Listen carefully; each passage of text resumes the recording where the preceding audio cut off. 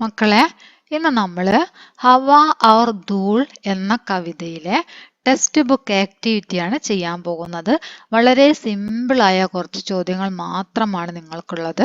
ഒന്ന് ശ്രദ്ധിച്ചു കഴിഞ്ഞാൽ നിങ്ങൾക്ക് സ്വയം ചെയ്യാൻ പറ്റിയ കാര്യങ്ങൾ തന്നെയുള്ളൂ. അപ്പൊ എങ്ങനെയാണ് ചെയ്യേണ്ടത് എന്ന് നമുക്ക് നോക്കാം. ഇവിടെ പറഞ്ഞിരിക്കുന്ന ഫസ്റ്റ് ക്വസ്റ്റ്യൻ, ധൂൾ കെ ബദലെ ഗഡ ജോഡ്കർ കവിത ലിഖേ. അതായത് ധൂൾ എന്ന് കണ്ടല്ലോ നിങ്ങളിവിടെ ധൂൾ എന്ന് കാണില്ലേ? ഈ ധൂളിന് പകരമായിട്ട്, ഈ ധൂൾ എന്നതിന് പകരമായിട്ട് ഗഡ എന്ന് ചേർത്തിട്ട് കവിത മാറ്റി എഴുതാനാണ് പറഞ്ഞത്. ഇവിടെ താഴെ നിങ്ങൾക്ക് 4 വരി തന്നിട്ടുണ്ട് കവിത. ഇതിലൊക്കെ എന്തുണ്ട്? ധൂൾ ധൂൾ ധൂൾ എന്ന് എഴുതിയിട്ടുണ്ട് അല്ലേ? ഇതിനൊക്കെ പകരം എന്ത് ചേർക്കണം? ഗഡ എന്ന് ചേർക്കണം. മനസ്സിലായോ? അപ്പൊ നമുക്ക് നോക്കാം എങ്ങനെയാണ് ചെയ്യേണ്ടതെന്ന്. ആദ്യം ഈ കവിത ഒന്ന് വായിക്കാം.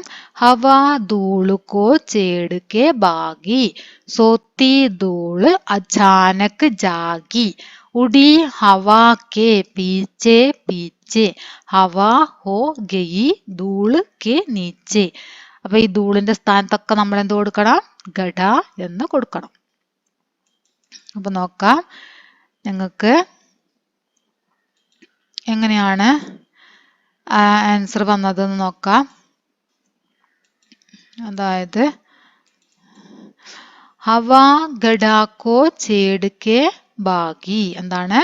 ഹവാ ധൂളുക്കോ എന്നത് പകരം, ധൂളിന് പകരം എന്താണ്? ഗഡ എന്ന് ചേർത്തു. ഹവാ ഗഡാക്കോ ചേടുക്കെ ബാഗി. കണ്ടോ? ഹവാ ഗഡാക്കോ ചേടുക്കെ ബാഗി. ഇനി അടുത്തത് നോക്കാം. സോത്തി ഗഡ അചാനക് ജാഗി. സോത്തി ഗഡ, ധൂളിന് പകരം എന്താണ്? ഗഡ എന്ന് കൊടുത്തു. അചാനക് ജാഗി. സോത്തി ഗഡ അചാനക് ജാഗി. ഇനി അടുത്തത് ഉടി ഹവാക്കെ പീച്ചെ പീച്ചെ. അത് അങ്ങനെ തന്നെ, ഉടി ഹവാക്കെ പീച്ചെ പീച്ചെ. അടുത്തതോ ഹവാ ഹോ ഗയി ഗഡാക്കെ നീച്ചെ. ഹവാ ഹോ ഗയി, ധൂളിന് പകരം എന്താണ്? ഗഡ. ഹവാ ഹോ ഗയി ഗഡാക്കെ നീച്ചെ. മനസ്സിലായില്ലേ എങ്ങനെയാണ് ചെയ്യേണ്ടതെന്ന്? ഇനി നമുക്ക് അടുത്തത് നോക്കാം. ഒജിത് ജോഡെ ചുനുക്കർ ലിഖി. അതായത് ഇതിന്റെ ജോഡി ഇവിടെ ഉണ്ട്. കണ്ട? താഴെ തന്നിട്ട് 4 എണ്ണം. ഹവാ ധൂളുക്കോ കഴിഞ്ഞിട്ട് ഏതാണ് ഇവിടെ വരിക? അത് നോക്കിയിട്ട് എന്ത് ചെയ്യണം? നമ്മൾ ഇവിടേക്ക് ഫില്ല് ചെയ്യണം. ഇവിടെ തന്നത് അചാനക് ജാഗി, ധൂളുക്കെ നീച്ചെ, പീച്ചെ പീച്ചെ, ചെടുക്കെ ബാഗി. ഇതിലേതാണ് ഇവിടെ വരേണ്ടത്? ഹവാ ധൂളുക്കോ കഴിഞ്ഞിട്ട് എന്താണ് വരിക? ചെടുക്കെ ബാഗി അല്ലേ? ഇതാണ് വരുന്നത്, ചെടുക്കെ ബാഗി. സോത്തി ധൂള്, സോത്തി ധൂൾ എന്താണ്? അചാനക് ജാഗി. സോത്തി ധൂള് അചാനക് ജാഗി. കണ്ട? സോത്തി ധൂള് അചാനക് ജാഗി. അടുത്തത് ഉടി ഹവാക്കെ പീച്ചെ പീച്ചെ. ഉടി ഹവാക്കെ പീച്ചെ പീച്ചെ. ഉടി ഹവാക്കെ പീച്ചെ പീച്ചെ, ഹവാ ഹോ ഗയി ധൂൾ के नीचे. हवा हो गई ധൂൾ के नीचे. മനസ്സിലായില്ലേ? അപ്പൊ എന്താണ്? ഹവാ ധൂളുക്കോ ചേടുക്കെ ബാഗി, സോത്തി ധൂള് അചാനക് ജാഗി, ഹവാ ഉടി ഹവാ के पीछे पीछे, हवा हो गई ധൂൾ के नीचे. അപ്പൊ അത്രയും നമ്മൾ ചെയ്ത് കഴിഞ്ഞു. ഇനി അടുത്തത് നോക്കാം. നിമ്നലിഖിത് ആശയ വാലി പങ്ക്തിയാം കവിതാ സെ ചുൻകർ ലിഖി.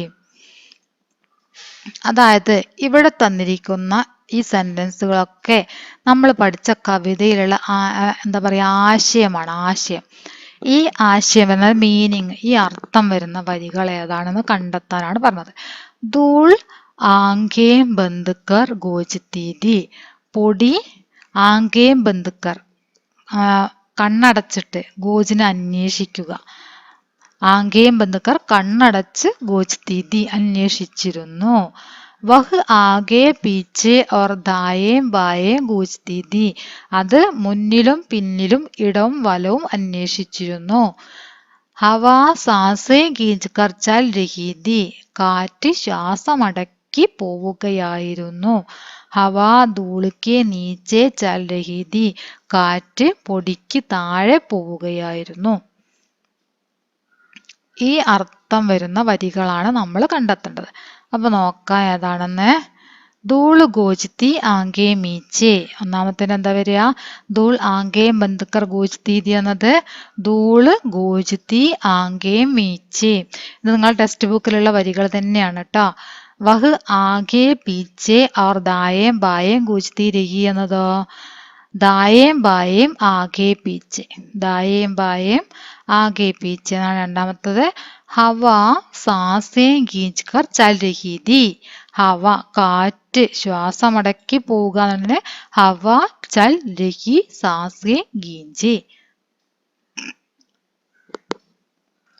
ഹവ ചൽ രഹി സാസേ ഗീഞ്ചെ. ഹവ ധൂൾ കെ നീച്ചെ ചൽ രഹി തി എന്നതോ നീച്ചെ നീച്ചെ ധൂൾ കെ നീച്ചെ. നീച്ചെ നീച്ചെ ധൂൾ കെ നീച്ചെ. അത്രയാണ് അതിൻ്റെ ആൻസർ ആയിട്ട് വരുന്നത്. ഇനി ലാസ്റ്റ് ഈ ഒരു വർക്ക് കൂടിയേ ഉള്ളൂ. ഇതോടുകൂടി നമ്മുടെ ഈ ആക്ടിവിറ്റി കഴിഞ്ഞു. അതായത് ഹവ ഓർ ധൂൾ എന്ന പൊടിയും കാറ്റും എന്ന നമ്മൾ പഠിച്ച കവിത ഉണ്ടല്ലോ, ആ കവിതയിലുള്ള വർക്കുകളൊക്കെ ഈ ഒരു ആക്ടിവിറ്റിയോട് കൂടി കഴിഞ്ഞു. സഹി വാക്യോം പർ സഹി എന്നുള്ളതിന്റെ ചിഹ്നാണ്, ശരി എന്ന ചിഹ്നം ഇടാനാണ് പറഞ്ഞത്. ശരിയാണെങ്കിൽ ചിഹ്നിടാം. ധൂൾ ഉഡ് ജായേഗി, പത്തേ ഗിർ ജായേങ്കെ, ഹവാക്കെ ആനെ പർ. എപ്പോഴാണ് ഇതൊക്കെ സംഭവിക്കുമെന്ന് പറഞ്ഞത്? ഹവാക്കെ ആനെ പർ, കാറ്റ് വരുമ്പോൾ. കാറ്റ് വരുമ്പോൾ സംഭവിക്കുന്ന കാര്യങ്ങൾ ഏതൊക്കെയാണോ അതിനെയാണ് ടിക്ക് ചെയ്യേണ്ടത്. ധൂൾ ഉഡ് ജായേഗി, പൊടി പറക്കും. പത്തേ ഗിർ ജായേങ്കെ, ഇലകൾ വീഴും. വർഷ ആ ജായേഗി, മഴ പെയ്യും. അന്തേരാ ഛാ ജായേഗി, ഇരുട്ട് വ്യാപിക്കും. അപ്പൊ ഏതൊക്കെയാണ് ശരിയുള്ളത്? ധൂൾ ഉഡ് ജായേഗി ശരിയാണ്. പത്തേ ഗിർ ജായേഗി ശരിയാണ്. കാറ്റ് വരുമ്പോ എന്താണ്? പൊടി പറക്കും, ഇലകൾ വീഴും. വർഷ ആ ജായേഗി, ചില സമയത്ത് കാറ്റും മഴയും ഉണ്ടാവും അല്ലെ? കാറ്റിന്റെ കൂടെ എന്തുണ്ടാവും? മഴയുണ്ടാവും. അന്തേരാ ഛാ ജായേഗ, അത് ശരിയല്ല അല്ലെ? കാറ്റ് വരുന്ന സമയത്തൊക്കെ ഇരുട്ടാവുമോ? ഇല്ല. അപ്പോൾ അത് തെറ്റാണ്. ബാക്കിയുള്ളതൊക്കെ എന്താണ്? ശരിയാണ്. അപ്പോൾ എത്രയാണ് നമ്മുടെ വർക്കുള്ളത്? നമ്മൾ ഇതിലുള്ള വർക്കുകൾ ചെയ്തു കഴിഞ്ഞു. നിങ്ങൾക്ക് എക്സാമിന് സെക്കൻഡ് ടൈമിലേക്ക് ഈ ഒരു ഭാഗം വരെയാണ് വരുന്നത്. ഇത്രയും ഭാഗമാണ് നിങ്ങൾക്ക് സെക്കൻഡ് ടൈം എക്സാമിലേക്ക് ഉണ്ടാവുക. ഇത് ദോസ് അന്തരെ ഇനി നമുക്ക് ഈ ടൈമിൽ എടുക്കേണ്ട, എക്സാം കഴിഞ്ഞതിന് ശേഷം എടുക്കാനുള്ള ചാപ്റ്ററാണിത്, ദോസ് അന്തരെ എന്നത്. അപ്പോൾ നിങ്ങൾ പഠിക്കേണ്ടത് സെക്കൻഡ് ടൈം എക്സാമിലേക്ക്, ഡിസംബറിൽ നിങ്ങൾക്ക് എക്സാം ആയില്ലേ, അപ്പോൾ നിങ്ങൾ അതിലേക്ക് പഠിക്കേണ്ടത് ഇതുവരെയുള്ള ചാപ്റ്ററുകളാണ്. മനസ്സിലായല്ലോ? ഹവ ഓർ ധൂൾ എന്ന ചാപ്റ്ററും അതിന് മുമ്പേ അവിടെ നിന്ന് അങ്ങോട്ടേക്ക് മുമ്പോട്ടേക്കുള്ള ചാപ്റ്ററാണ് നിങ്ങൾ പഠിക്കേണ്ടത്. ലാസ്റ്റ് ചാപ്റ്ററാണ് ഇത്, നിങ്ങൾ സെക്കൻഡ് ടൈമിൽ പഠിക്കേണ്ട ലാസ്റ്റ് ചാപ്റ്ററാണിത്, ഹവ ഓർ ധൂൾ. ഇതുവരെയാണ് നമുക്ക് എക്സാമിന് ഉണ്ടാവുന്നത്. ഓക്കെ, അപ്പം എല്ലാവരും നന്നായിട്ട് പഠിക്കുക, നല്ല മാർക്ക് വാങ്ങാം.